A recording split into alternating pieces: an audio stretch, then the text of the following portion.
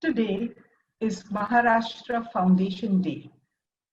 It is an appropriate day to hold such an event as we work, as we discuss, as we dedicate this time to discussions to improve the resilience of the land resources in Maharashtra, as also for building particularly the resilience of the people in rural Maharashtra. Before we proceed to the next session, I would very briefly like to present the objectives of this workshop. So the first objective is here. While we have been implementing NRM projects since decades, we need to relook at those through the ecosystems-based lens and to make these projects more robust to address food, water, livelihood security, particularly for times of disaster. The second objective, climate change is here to stay. So we need to make the changes that are taking place.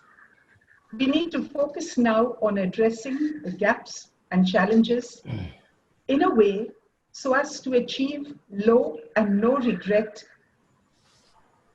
impacts and to build synergies between programs and sectors.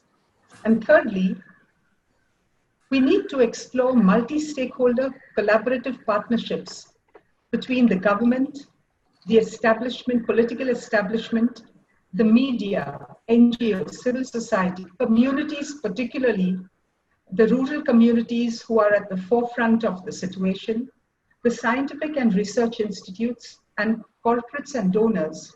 So we all work together to address the challenges of building climate risks and to other disasters in rural Maharashtra. When we set up this project,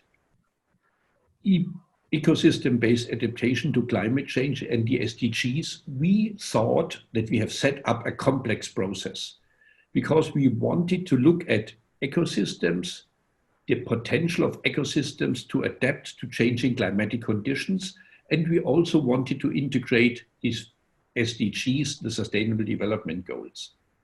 Now, in the meantime, we have learned we have to go beyond.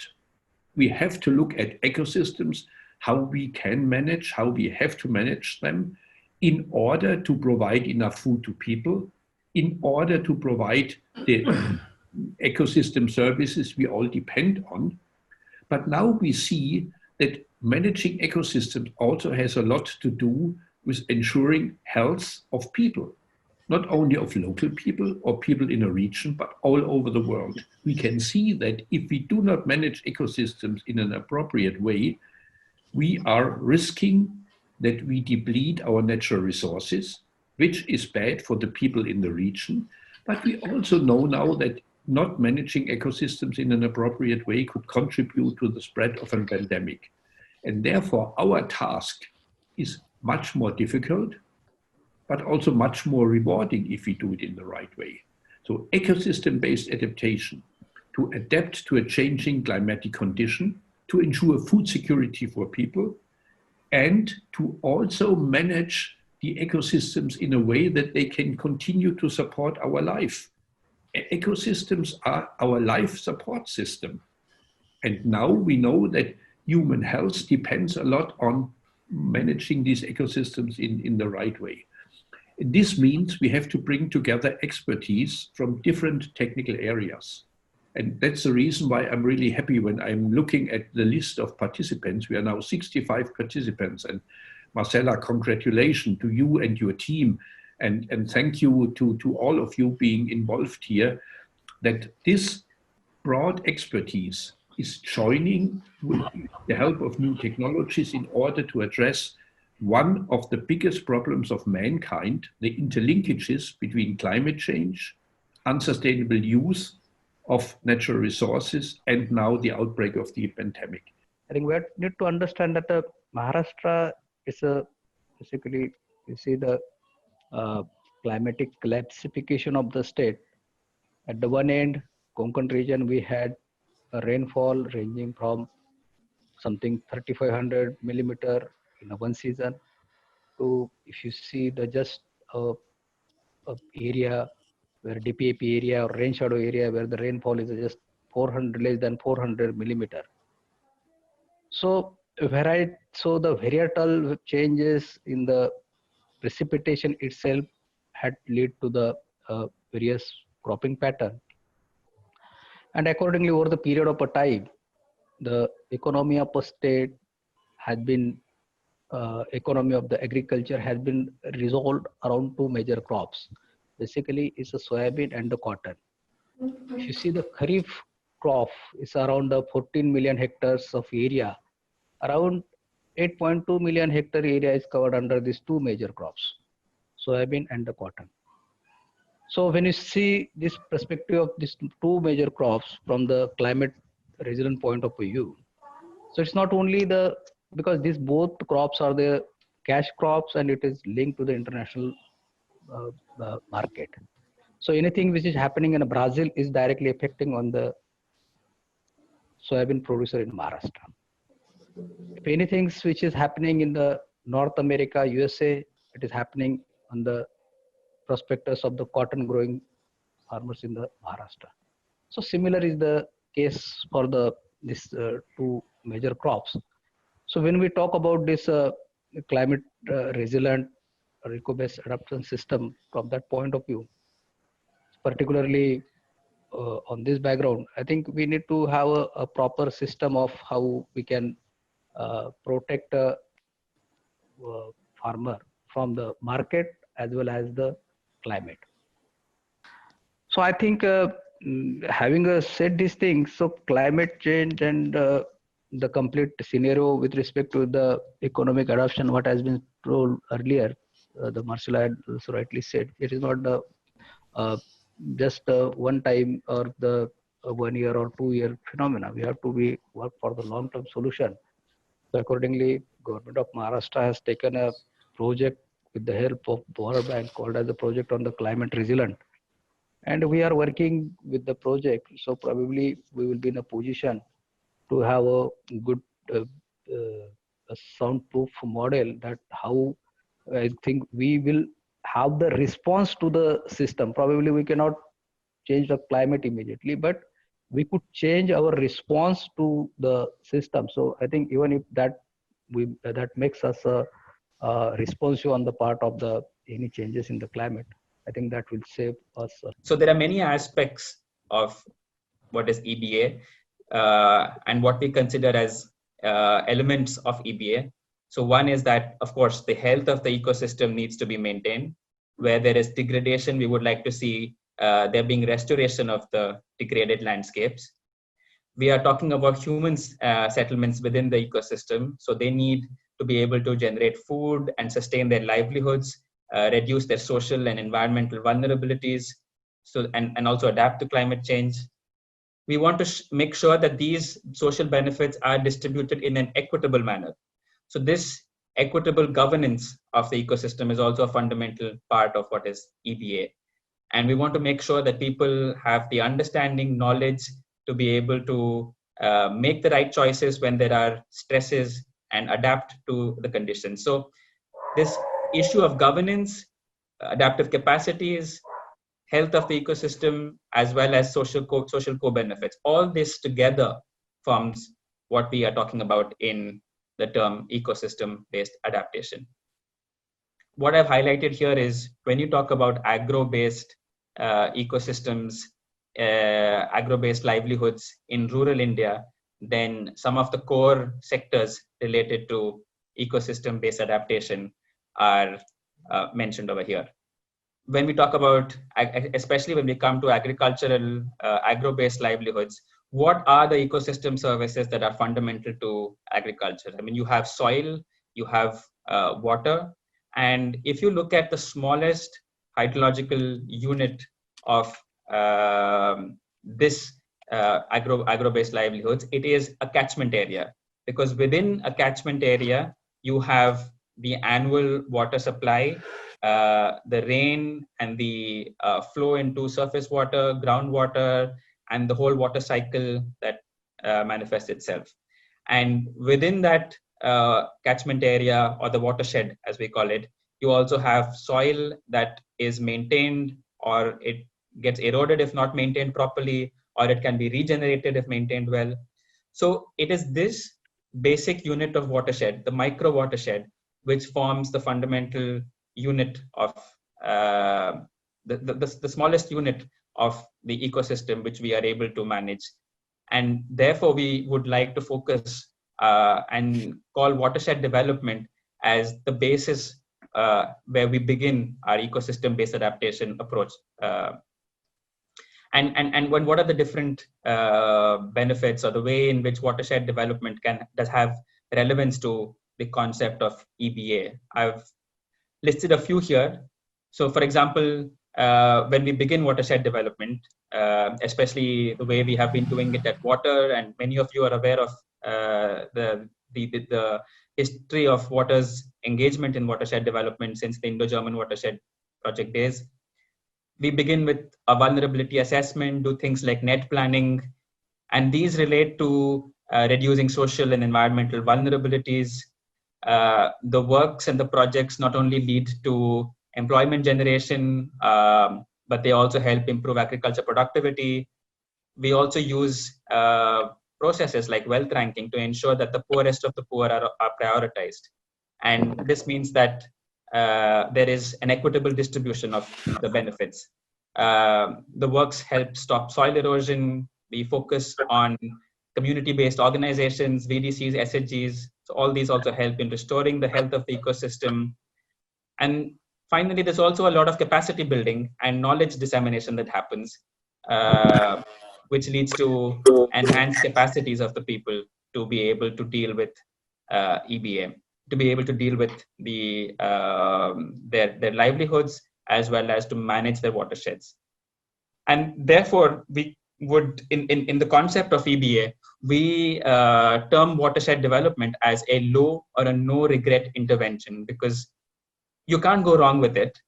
And when you have a stabilized ecosystem, then of course there is much more that you can do in terms of improving agriculture productivity, providing farmers with access to advisories, doing biodiversity conservation, and there's a lot more. But ensuring there's enough water, ensuring there is decent soil is perhaps the basics of where you begin. Now, how does this relate to where we started off, and the things that Marcella and even Alexander Muller referred to at the beginning when it comes to managing disasters, and the fact that we need to go beyond just ecosystem management? You are also generating benefits, including income and livelihood support, and information for people to adapt to changes in the weather and climate. This is a part of the adaptation strategies that help in managing disasters. You have alternate livelihoods, which reduces risk. They're not only climate sensitive livelihoods, and that risk reduction is an aspect of managing disasters. And the stronger your ecosystem base is, the more resilient your cropping patterns are, the biodiversity is, the ecosystem services are, that contributes to managing disasters better as well. So this whole approach, it sort of focuses, or it sort of comes back to the central concept of an ecosystem approach to managing disasters. So what I'm going to talk about today is how EBA has been actually done in a small village in Maharashtra, but as part of a larger project. Over the last 20 years, several things have been done, several interventions have taken place.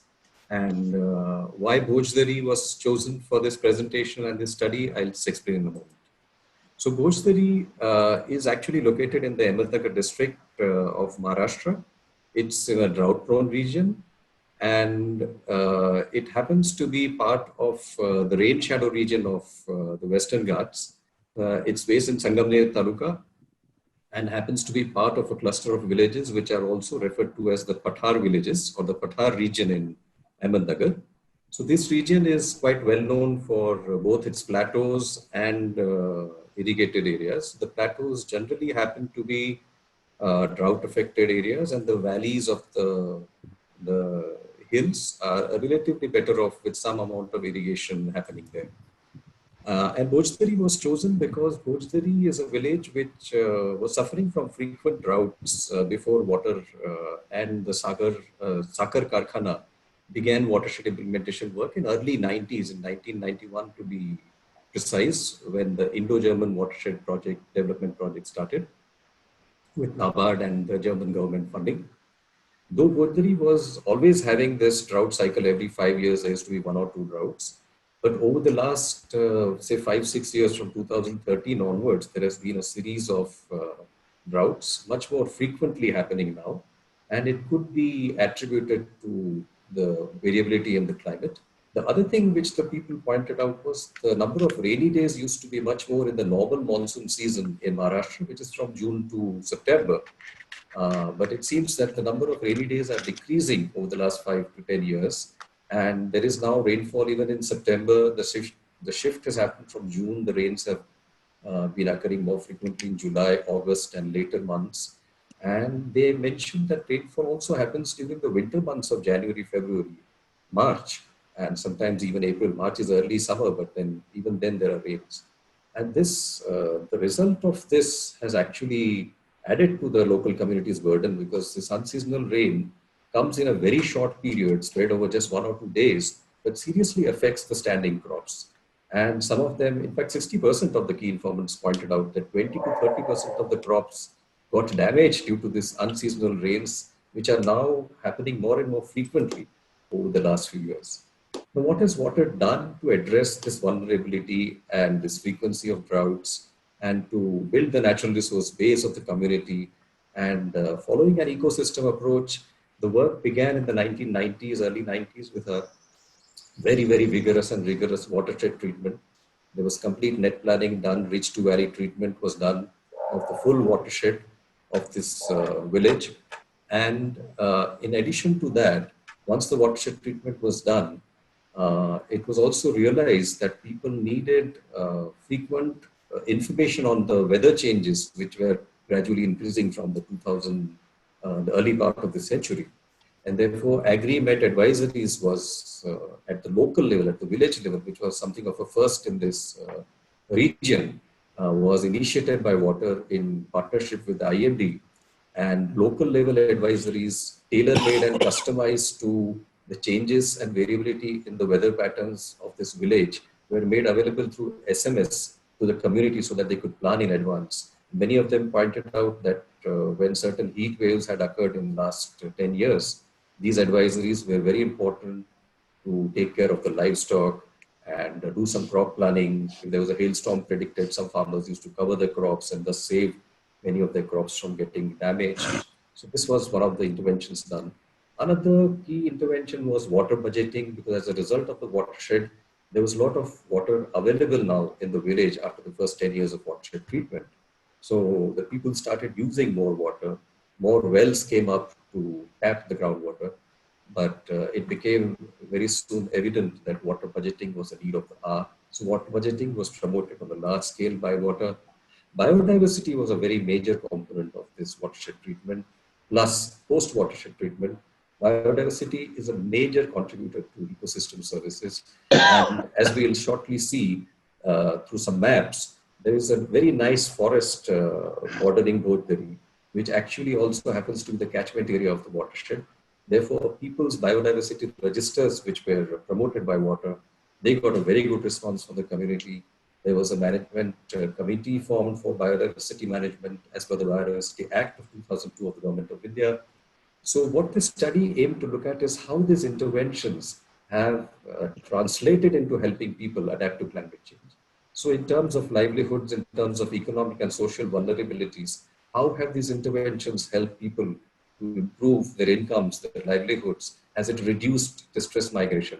Has it improved food security? These were some of the questions that were asked to people through a series of key informant interviews and focus group discussions. We also looked at the ecological effectiveness of all these interventions. How has the change come about in improving ecosystem services and services from biodiversity conservation? So this was the second part of the study.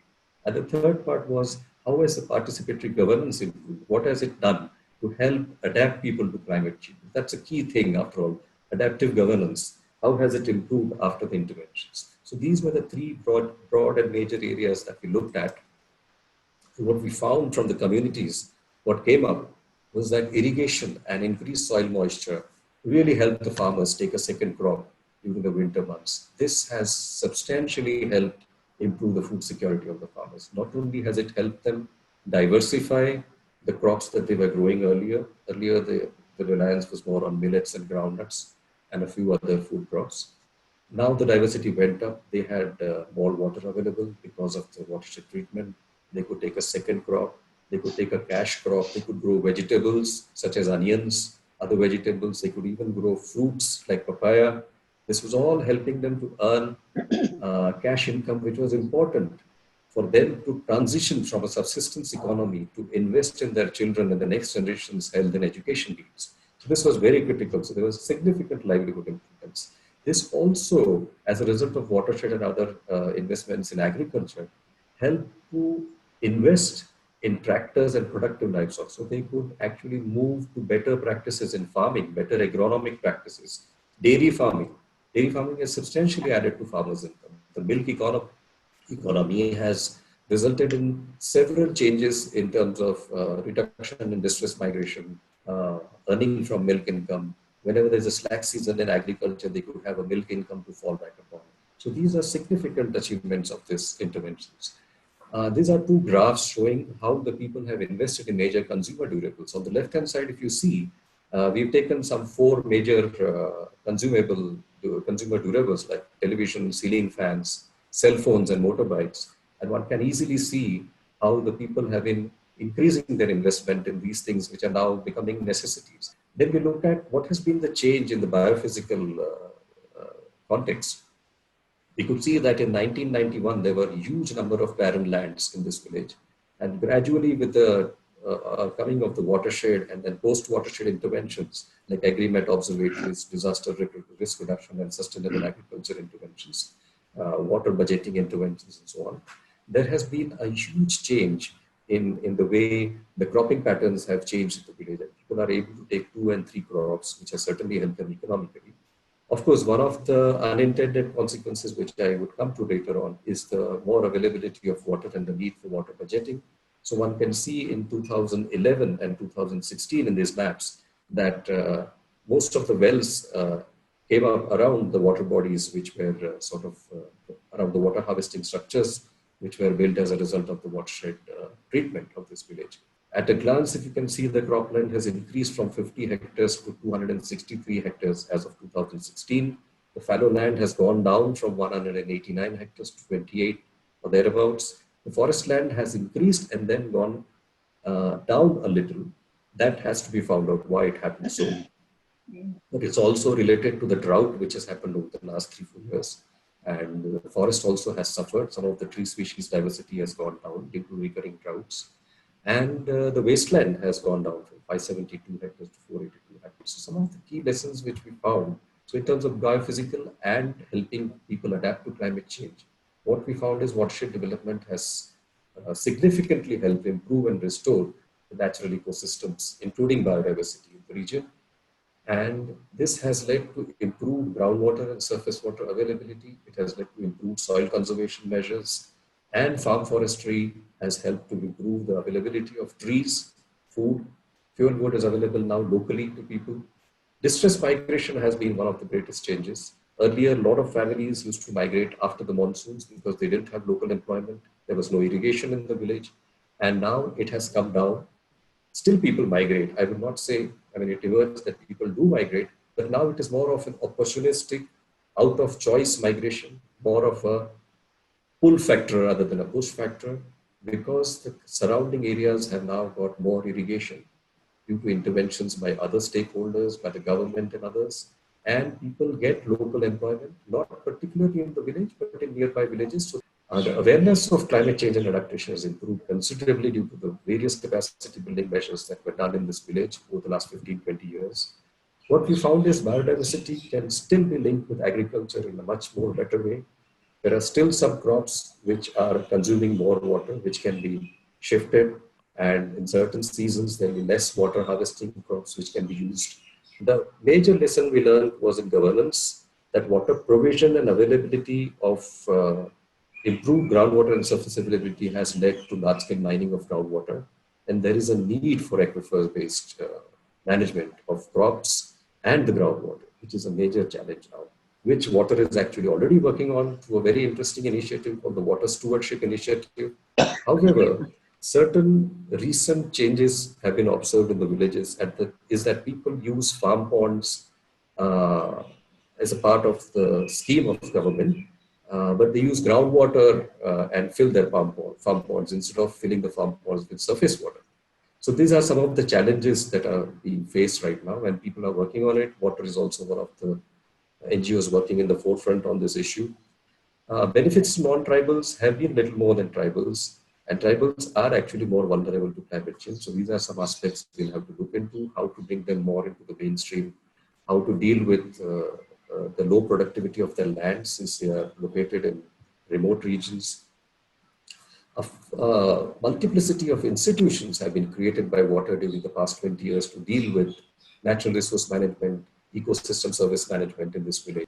And some of these committees have been very practically linked to Gram Panchayat so that they actually get more ownership from the Panchayat and they can function as subcommittee. The fundamental challenge has been how to sort of converge all these thematic and sectoral issues and bring them together so that at the ecosystem level, there is more of a better governance rather than a sectoral governance. So that is some of the major learning which has come up as part of the study. Are we seriously looking at interventions that bring about low and no regret impacts? And here is where we found some serious issues. So here is where we looked at a systems dynamics approach, which emerged from the workshop we conducted a couple of years ago. And the question is, we are faced with climate change, on the one hand, with extreme events, on the other hand, of rising temperature. So what are these impacts of climate change having on our land resources? On the one hand, we see that increasing temperature will have an effect on the aridity, and this in turn has an effect on the soil structure. It affects the soil structure. On the other side, we see that aridity and extreme events also have an impact on the soil erosion, wind erosion and water erosion. Soil and wind erosion also have the impact again on soil health, but this time the impact is different from erosion. It is reduction of good soil quality. It gets washed out. So if we look at the backward-forward linkages, if we look at the causal loops, which most of the time we are not really looking at, we find that sometimes the actions are positive. For example, in order to stop soil erosion, wind and water, we do, this pink dot symbolizes an area of intervention. We do here watershed development, and in this way, the soil is conserved. It improves soil health. In order to reduce the aridity, another intervention coming from watershed development is increasing the tree cover and stabilizing the soils, which increases the biomass. So with the increase in biomass, it then also prevents erosion. So these are some examples of positive actions. But let's look at another causal loop issue, which very often we forget. Let's take this example of water availability, the surface and groundwater. This surface and groundwater is impacted by climate change depending on droughts and floods and unseasonal rain or good normal rainfall. which affects the streams and flows, which affects water availability in the soil and groundwater. And this has an impact on soil health. For example, if farmers want to increase agriculture productivity, they do flood irrigation, and flood irrigation will then have a negative impact on soil health. On the other hand, we take certain interventions that are being promoted through schemes. For example, we have schemes that promote utilization of water, of groundwater, to enhance agriculture production. And here is the pink dot where a scheme or an activity, it could be done by NGOs, by anybody, but this particular activity over here, the pink dot symbolizes it, could be increasing the water extraction. Like farmers are increasing the number of bore wells, wells are increasing, one farmer takes more wells than the other, all to increase agriculture productivity, without realizing that agriculture productivity increases with excessive use of groundwater. What we are losing out on is the status of the aquifers, the groundwater, and this is not seen. So here is a very concrete example of the causal loop of particular interventions, the backward-forward linkages sometimes we miss out on. So the point I want to raise here, we need to have a system dynamic understanding of the ecosystem adaptation in order to see that we can reduce the low regret. We should work towards low regret, no regret interventions while we are making our plans. The second point I want to raise here, these are one of the gaps that we found is, we have climate varying conditions in different agroecological subzones in the state. What we do find is sometimes we apply the same system right across, the same program right across, without sufficiently considering the agroecological subzones and the agroclimatic zones. The third point is, very often in the projects we have, they are very time bound. We look at the project and the projects are assessed by what are the impacts that were designed at the beginning of the project, sometimes 4 years earlier, sometimes 3 years earlier, without realizing that in the interim period, you have a lot of climate risks, you have a lot of external factors, you have market factors that affect. A lot of promotion is done, a lot of new aspects integrated. And then, because it is a time-bound project, there is very little time for mid-course correction. And adaptation requires a continuous understanding of the evidence. So we need quick studies and impacts to feedback to practitioners, to the community, to program designers, so that these mid-course corrections can help us work in a more adaptive manner. And if we look at the concept of ecosystems-based adaptation, we realize it is not a time-bound project.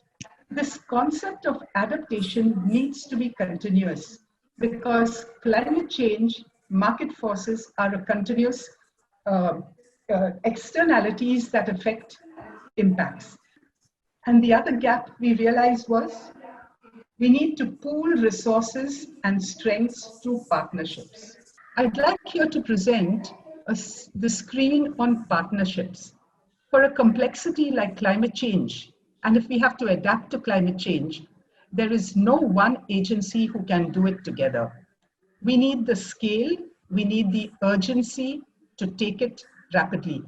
A small village in isolation cannot adapt to climate change unless its neighboring villages within the landscape are also in the same mode, because we have upstream and downstream issues. So in order to do this, We need the role of stakeholders and partners to work together to bring in each of us from our strengths. I put here the rural household and the farming community at the center because they are the ones who have constantly to learn to adapt and to take it forward after project period and beyond. They are the primary stakeholders. But a key stakeholder in this whole process is the central and state governments, the various ministries, because here we have the policies and programs that contribute to it. And these, the state and the central government has to also report to the international fora in terms of how we are adapting by way of SDGs, by way of the Paris Agreement, etc. Then we have the local district and block officers who are in the forefront related to the NGOs and to the farming community. We also need the support of the various thematic expert agencies, the ICR consortium, the IMD, IITM, the various research agencies like the IITs, CREDA, and others. It is the practitioner organizations who are actually in the forefront, who are the last mile connectivity, who have the flexibility, who take it to the rural communities, who can integrate all this. We need all these agencies to come together to realize ecosystems-based adaptation. So basically the first point which I would like to make here is India is signatory of this UNCCD and UNFCCC. So this is one of the first opportunities which is related to this topic.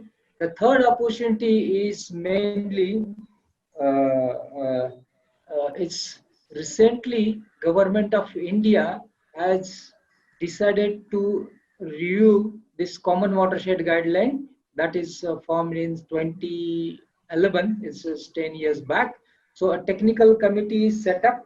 So the role of the technical committee is to revise and formulate fresh guidelines for next generation of watershed progress for effective implementation of integrated watershed management program. So there also maybe we can have one opportunities.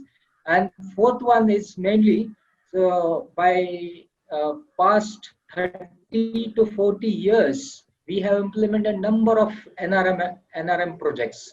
It is drought-prone area program, integrated watershed management program, then also the desert development program, a number of programs. Even in Maharashtra, we have recently implemented Jalettu Shivar. So all this program will give us a base for evidence, which we have discussed in this last session. So that may be one of the best opportunity for us to get some of the evidences from this program. Then next one is Mahatma Gandhi National Rural Employment Guarantee Scheme. It contributes mainly to create NRM assets. And this is also this also contribute to this repair and maintenance of watershed development structures and this thing. This is also one of the opportunities. And if we go to the gaps or challenges, maybe I can say some of the challenges, some of the gaps, and some of the points which we have already discussed in these previous sessions. Just to go to an example, actually, this should be all this program should be reached to valley, because often it is observed that forest land in the upper regions are not created, and it has some risk at the area which is the lower region. And then second challenge or gap, maybe I can say, it's mainly climate change perspectives is not yet considered in the project designs. It's some of the projects which I have mentioned in this previous slides actually. Then actually next point which I would like to mention here is actually the schemes addressed are in isolation, and there is no as such as integration. Sometimes it is if we have implemented if we implement these schemes in an integrated manner, it will give this more benefit. Again, next challenge, which I feel is it's very, very crucial and very, very this thing important, is the engagement of the local community. As it's very important not to just to engage this local community, but they should be considered this as a part of their project. So ownership is very, very important in this thing. So that is one of the challenge which we have. And then next one is local conditions. Actually, this in some cases, actually, the technical interventions are inappropriate. And that mainly because the local conditions are not taken into consideration. And it has adverse effect on the adverse consequences. So this is the one of the challenge. We don't have contextual studies suited to the different agroclimatic ecological zones of the states. That is very, very essential, because with these studies, maybe we can have effective design, effective and appropriate designs and measures. Development of people's biodiversity register is a very important thing, and the WOTR has already developed a manual on this. Even engagement of children has been considered in that, and a separate booklet has been developed on children's biodiversity register. So all these activities actually have a very different impact on the ecosystem-based adaptation, and WOTR has already proved many things in last few years and acted very well. Even the government agencies other than State Forest Department can work together to develop better natural resource management strategies. Like NABARD has helped a lot in the project, and it has bring out very, very good results. However, there are some gaps and challenges as well, because national resource management programs may not have a forest area which can be included in the treatment. Even joint forest management committees are even insufficiently engaged. So these are some of the challenges. Similarly, biodiversity concerns are not part of the program design. Hence, therefore, the biodiversity management committee and the PBR are very important, but they are not taken advantage of. People are not taking advantage of these two things. Local knowledge is barely used in program design as well as implementation, because local knowledge has a really good weightage, and it should be included in that, but that is not happening at present, but it may happen in the future.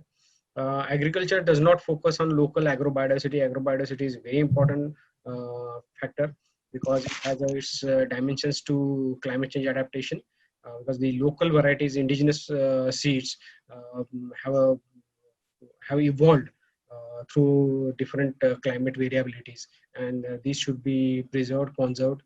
Therefore, agrobiodiversity is very important. That should be also addressed properly. Food security through PDS, Anganwadi midday meal program are insufficiently used indigenous crops, because indigenous crops again have their own nutritional values, but those should be part of the PDS and Anganwadi things, because that will give a different kind of a nutrition to the local communities, and that is very important. This gap should be filled up. Then documentation and information on response of indigenous crops to climate variabilities. WOTR has done this, and I think it should be carried out in other villages, especially in all the development programs, because if there is a good documentation, then people will know what kind of crops should be used in what kind of situations. One thing which all of us realize is that what availability of water resources by and large is actually dependent on many factors, especially what I talk about natural or climatic factors, and also what we call anthropogenic. One sad thing is that in the whole discussion about climate change and other type of thing, very often any extreme events, whether it is drought today, floods tomorrow, everything is passed on as a climate issue. And everybody now loves to do that. So much so that the anthropogenic reasons or the political economy factors which is contributed to such changes are seldom looked at. So we need to look at both these things in a much more holistic manner. We all know about groundwater. I mean, somebody said it is actually anarchy. There is no regulation at all. So we are talking about actually how do you tame I mean, if to borrow a word from Dr. Tushar Shah, how do you tame the anarchy? And I hope the Maharashtra Groundwater Development Act and the rules which will be coming would at least help us to some extent regulate what's happening today. We never had much of focus on demand side management. It's always, every water policy used to have one annexure or one type of thing. Oh, we need not only supply side augmentation, but we need demand side management. We have never been very serious about it. And I think the new water policy, we are very seriously talking about how do you actually shift to demand side management, both in terms of agriculture use, urban water use. I think that is an area which we need to critically look at. All of the urban water is actually goes into luxury uses. And third is even industrial use, even areas like thermal power and very type of thing. We need to really look at some of these things so that if we can really create water security at the this. And we also, water quality has been an area which I've been discussing, and I think unless we can get our act together about water quality, how do you this recycle, reuse and type of thing is because that we can add to the total water availability. You can't create fresh water, but at least the type of return flows which is generated through different uses. If you can improve the quality of that, that is an addition to our total kitty. And we also should know that there is huge large scale water transfers taking place in our country, and Maharashtra is a very typical case of that. Water which has been committed, projects which have been committed to agriculture use, irrigation use has been now, most of the water has been going into cities. Unfortunately, in 2016, we saw very interesting initiatives at the central level. We had the draft National Water Framework Bill for the first time, model bill for the conservation, protection, regulation, and management down to water. And also there was an attempt to restructure the institutions, both the CWC and the CGWB. A report titled A 21st Century Institutional Architecture for India's Water Resources. But unfortunately, these are still pending. There's not much of discussion about it, what the government is going to do it. And I think civil society probably need to engage much more critically with these type of things, so that, because I believe that all these three together have a whole lot of elements which many of us have been talking about over years. Watershed program is the best reflection, best manifestation of the EBA, the subject you are talking. Although you are talking a new term of EBA, but this has been inbuilt in the watershed program from day one.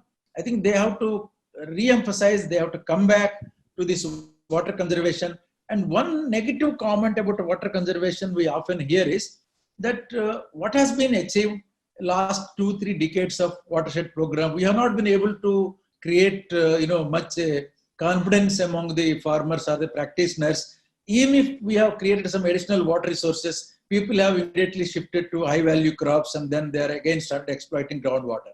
For all those critics, I would say one point.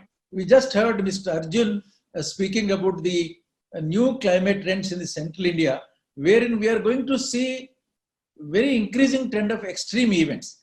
Extreme events will have two dimensions. One dimension is they will destroy the standing crops by waterlogging, and they will also provide an opportunity to enhance, to provide more harvestable runoff. So in fact, I would say that the watershed programs where we harvest the surplus runoff is much more relevant going forward than it has been in the historical past. So this is, I think, one point, Marcella, you should drive home with the government circle, so that this watershed program gets repackaged in whatever way in its form.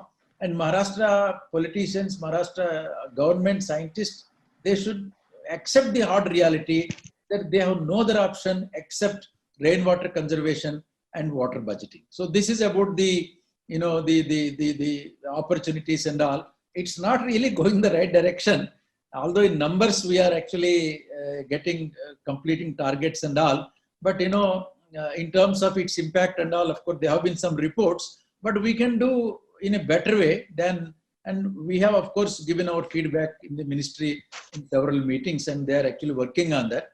And actually now the government of India is taking up a very dichotomous stand. On the one hand, we know that water is getting scarce, our per capita availability is shrinking, and we have to increase water use efficiency.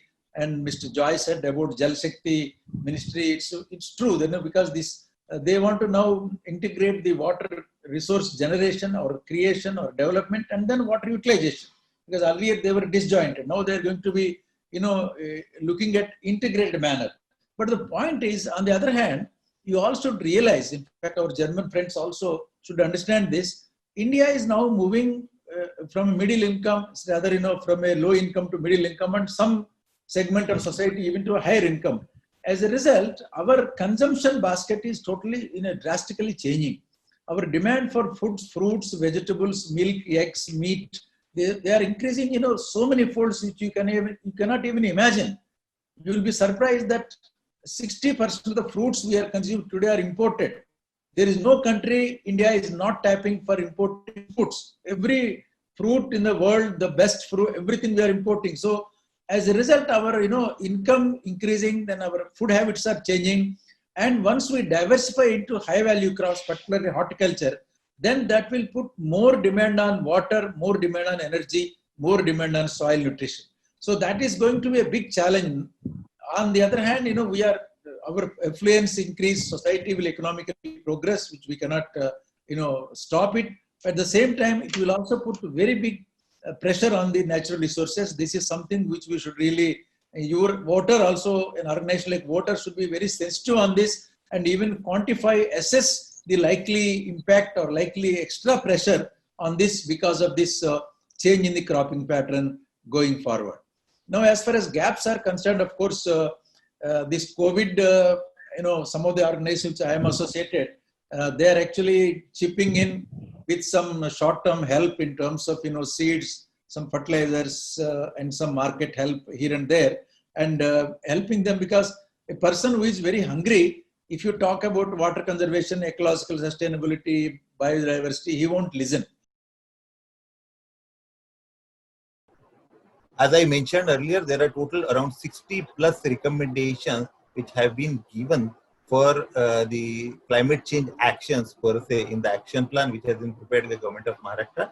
However, the 14 priority actions were formulated, were derived from the 60 plus as a priority. It is not the case that remaining are not important. Those are also important. However, the priority actions were derived and those were converted in the form of policy, which I told in 2017, we have issued a government resolution to that.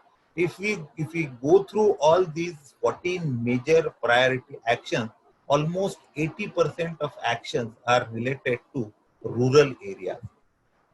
That is creation of climate-proof villages, very specifically. A project for the same has been devised and which has been submitted to Ministry of Environment and Forest for Government of India for considering this. Promotion of solar water pumps. This is basically a requirement of agriculture. Then improve overall health infrastructure in rural areas, which might have been, this was earlier, which was planned in 2009 to 14, which is very useful in such a pandemic of what you call it as a COVID right now, and increasing number of health centers in high-risk districts. The high-risk districts have been also mentioned. To promote organic farming and market access for organic produce. This is one of the important aspects, organic farming, because the lot of the residue, pesticide residue, which is entering into our ecosystem through the agricultural runoff and ultimately polluting the majority of the rivers and the water bodies which are present. Next, please. There are some important policies remaining. All majority of 80% were considered for rural areas, and remaining 20% such as for control of air pollution due to vehicular emissions and everything, that was a part for an urban area per se. Next, please. The climate finance. Basically, this is the one part which since morning I was also going through the presentations which were made and deliberations by the eminent speakers, which we come to know that the access to the climate fund is a big issue per se. Per se, in government department, not only in government of Maharashtra, the interdepartmental coordination seems to be a big issue. To have access to climate fund, for national fund on climate change, there's a green fund. Such funds we will have to develop. The particular project document has to be developed as per the protocol which has been prescribed by various financial institutes. And according to that, for that in fact, we are planning to have a separate vertical. The government is seriously thinking to have a special vertical in the Department of Environment, from where we can access to have a climate change fund, and a single umbrella system will try to be developed shortly. Next, please. These are the three projects which we have considered already, and under National Action Plan, we have received funding from that. One is the efficient water management in agricultural technology. The first one which you could find is efficient water management and agricultural technology adaptation for 51 villages in Nandurbar and Buldana district. This project is being implemented by Water Conservation Department, Government of Maharashtra. Pune Agriculture Commissioner is basically an implementing agency for that. See, the inception workshop were conducted and a lot of good findings have come out. See, unless and until a specific project is being implemented on pilot basis, nothing will come out. So some good output which has come out of this project, we'll discuss it in detail. Next, please. The another one project which we are in process of developing, that is a developing climate resilient village model through an ecological community-based adaptation in 30 tribal villages. This is basically once again into two districts, that is Nandurbar and Jilia. This is already which has been considered in MOEF, and however the technical scrutiny committee will have to take up that, and further we'll go into detail. Next, please.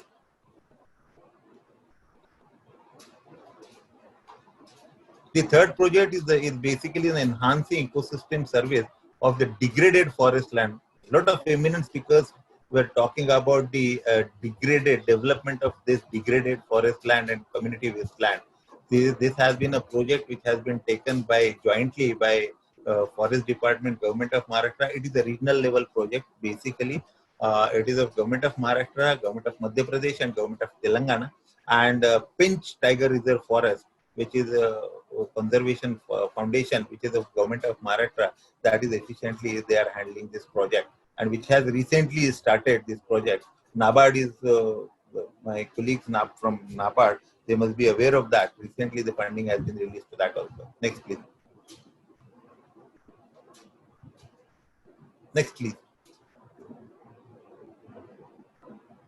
See, that what I said earlier, that was the finding of the project. What I said, the 51 villages, the efficient water management is being carried out in Nandurbar district. It is being implemented. The baseline survey was completed by WAPCOS in January 20, and which has now, this study has come out with, there are demand for other components which have not been envisaged while development of the project. See, the micro irrigation is one of the major component of that particular project. However, micro irrigation is already covered in PMKSY, that is Prime Minister Kisan Sanjeevani Yojana, that which talks more crop per drop of water. And Commissioner Pune has already communicated to Ministry of Environment and Forest that the issue of agriculture labor is the major constraint in Nandurbar and Buldana district, where the project is being implemented, and the farm mechanization has to be incorporated instead of micro irrigation. It is not the case that we want to remove micro irrigation. The micro irrigation is being covered in another government scheme, that is PMKSY, and Nandurbar district around 15,000 hectares of land will be covered in PMKSY for micro irrigation. So this is what is a very good suggestion which has come out with a pilot project which is being implemented. And I would like to request all the participants that we have n number of meetings I have attended at Ministry of Environment and Forest and Government of India. Government of India has got a lot of funding for watershed development, and Ministry is interested to give funding to Government of Maharashtra, provided the project should be of a small size and which should be completed in smaller durations. That is, the project should be completed within 2 to 3 years of time period, so that it gives good, excellent result and energy for the agencies also to work into that. Next, please. the institutional arrangement which government of Maharashtra has got, that we have got a climate change cell under Environment Department where there have been 24 number of posts have been already approved by Cabinet Government of Maharashtra, and recruitment process and all other legal formalities are being carried out. We have got a State Knowledge Management Center on Climate Change that is called as the SKMCC. That is basically, it is a State Knowledge Management Center which acts as a nodal for supplying detailed information on various aspects. Then we have got a State Steering Committee on Climate Change under chairmanship of Honorable Chief Secretary of Government of Maharashtra. And in addition to that, there is a cross-party legislative committee on climate change by Government of Maharashtra, which reviews the whatever is being taken care, and what is the accountability and monitoring the mechanism for this climate change activity. We need to go beyond the discussions in this consultation. And what we would really like to see is, how do we take it forward? With the urgency to scale up action, we cannot do things in bits and pieces. We cannot do things halfway. We need to take it forward and at a scalable state. And I think the chat box has really given us a lot of your thoughts as to how do we take these things, these suggestions forward. How do we implement either new project? I have seen the chat box and I find some of these questions already addressed. Yeah. So how do we design the project? And what I do see also is, if we do not want to leave this as only a very good, feeling good consultation that we had, we need to take this forward in concrete action.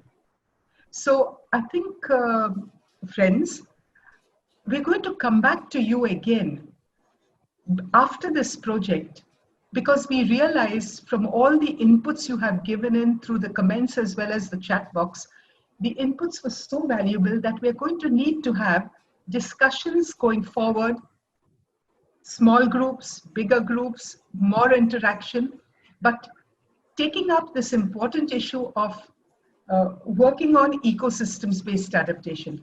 And I think the input that came from Mr. Toke, and it is the State Knowledge Management Center on Climate Change, which is the center that is actually can hold it all together from what we are doing.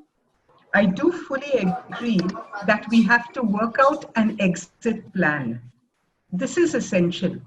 However, there are, in my observation over the years, while a project lasts for about 5, having some extension years, the context keeps changing. So the people in the rural areas face newer challenges. And as long as we have a people who do not have sufficient education to take them forward, they continuously keep facing newer challenges.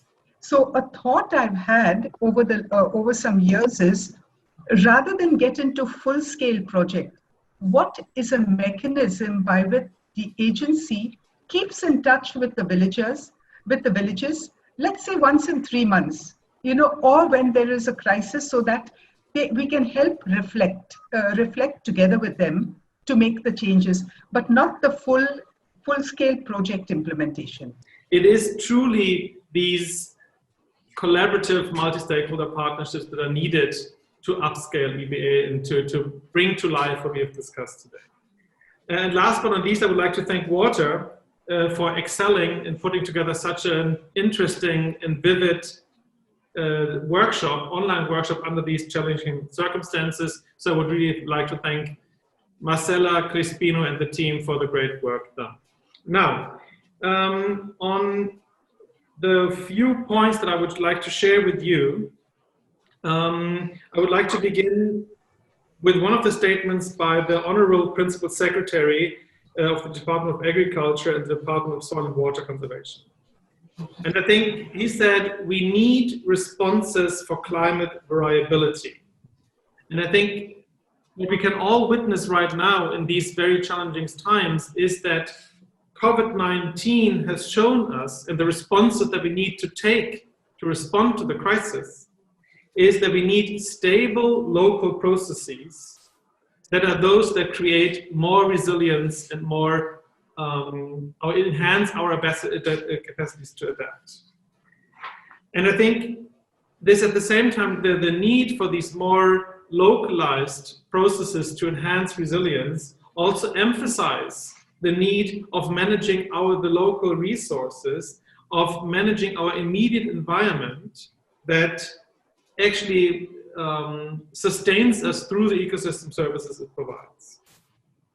So I think that the current deep crisis that we're living through shows that these local approaches, such as ecosystem-based adaptation, such as watershed development, such as approaches to achieve land degradation neutrality at the local level, are not only important for the resilience of local communities, but also for climate change adaptation, for biodiversity conservation, for social inclusion, and last but not least, for economic security and economic development in these very, very challenging times. I have a very simple task, and that is to address where do we go from here? And how do we evolve a roadmap? From the discussions, as well as looking or glancing through the various comments that have been shared, there are about 2 to 3 key points or takeaways that stand out. Number one is, we can only do sustainable ecosystem-based adaptation if we adopt a multi-sectoral approach. Not only looking at land, water, biodiversity, etc., but also looking at it in terms of how it impacts or is integrated to the life cycle as well as the livelihood cycle of communities. So we would necessarily have to integrate into this ecosystem-based adaptation approach markets or any other sources that generate incomes for people living within these socio-ecological systems, number one. We would need to take a systems dynamics approach, looking at both the supply and demand side, looking at the resource and balancing, bringing about balance between supply and demand, looking at resource use as well as its sustainability, and also examining the interrelationships between the various components to see the causal loops, cause-effect relationships, and to understand how each component or sub-component interacts or interrelates with the others, and in turn either impacts it adversely or progresses it further. So we need to see this, whatever we do, it is mandatory and essential that we take a holistic, systems dynamic approach to designing our responses as well as implementing them. The last point with regard to this theme is that ecosystem-based adaptation is best served or arrived at, or even the requirements fulfilled when we overlay it or undertake it within the framework of the hydrological boundaries of a watershed. So it's built around the hydrological principles where designing, planning, and implementation is done from a rich to valley basis, adopting what is now known as watershed intervention measures. The next point is, nobody can do this alone. At an ecosystem-based adaptation, by virtue of its very complexity, as well as the dynamic nature of interrelationships, must involve a multitude of stakeholders, covering both those in the public sector, so government, private corporations, civil society institutions, technical and academic institutions. We would all need to come together and work together to realize effective outcomes with respect to adaptation. No single institution can afford to have the skill sets, the entire set of skills that are required to implement such an approach successfully. So we need to draw upon those institutions which have comparative advantages with certain set of skills and weave them together as a coalition effort to successfully implement and sustain such kind of multi-sector, multi-actor-based initiatives. The third thing is, there seems to be a sense that, look, there are many projects out there, both in the private and the government sector and in the public sector, involving civil society and other agencies, which are addressing some aspects of ecosystem-based adaptation, some more and some less than others. So the consensus seems to be, we work with existing projects which are aligned to this objective, identify the gaps, and then bring in other financing or projects to complement these gaps in a way that synergies are built And the sum of the whole is bigger than its mere addition of parts. So we need to first identify which projects these are, identify those with which they could be complementary relationships and synergistic relationships, and then address it at the following levels: the policy constraints that are limiting those projects, the implementation gaps or limitations around those projects, address the capacity building component, and secure political and administrative buy-in, because successes need to be scaled up. And there's no way you can do it without the political establishment, as well as the administrative or governmental establishment buys into it. And the last is, if we are going to develop a roadmap, we would need what is called as the coalition of willing corporators and a symphony of helping hands. You have contributed in a very singular and very remarkable way today during this virtual consultation. And we thank you for that, but that's not enough. Each one of you represents a wealth of experience, knowledge, and even ideas. We're going to need to reach out to you, and we need your help. And I'm thanking you in advance for agreeing to collaborate, to reach out and support us. I'm confident that together, involving both government at all levels, civil society actors, private initiatives and companies, as well as civil society institutions, I'm sure together we would be able to come out with a very implementable action plan for promoting and supporting ecosystem-based adaptation in Maharashtra, which addresses both climate risks as well as such pandemic and other disasters which are waiting to happen. Thank you very much.